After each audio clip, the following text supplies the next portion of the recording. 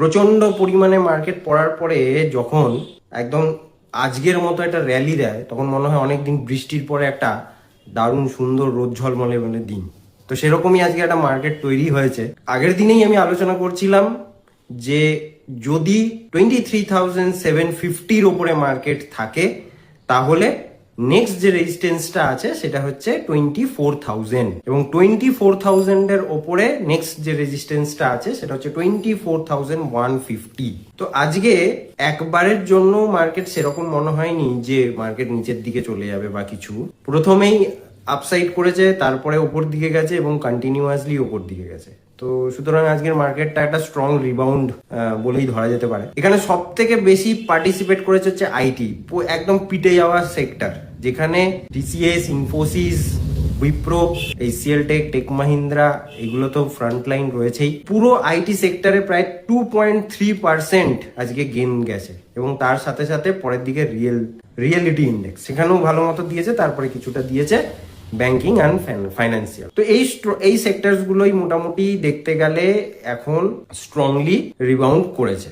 এবার নেক্সট যে সাপোর্ট আর রেজিস্ট্যান্সটা নিয়ে কি করা যেতে পারে। তো এখন যে নিফটি যেই জায়গাটায় এসে দাঁড়িয়েছে সেটা হচ্ছে 24,000-এর কিছুটা নিচে। তো এইটা হচ্ছে মেক অর ব্রেক লেভেল হিসেবে ধরা যেতে পারে। কেন না, 24,000-এর ওপরে মার্কেট এখন 24,150-200 পর্যন্ত রেজিস্ট্যান্স অব্দি চলে যেতে পারে, তার থেকেও বেশি গেলে 24,300 পর্যন্ত চলে যেতে পারে। তারপরে ওর পরে আবার পরে রিভিউ করা যাবে।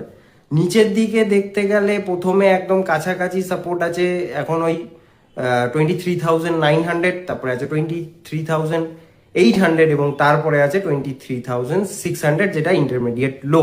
তো এই সাপোর্টগুলো আর এই রেজিস্ট্যান্সগুলো মাথায় রেখে ট্রেডিং করতে হবে।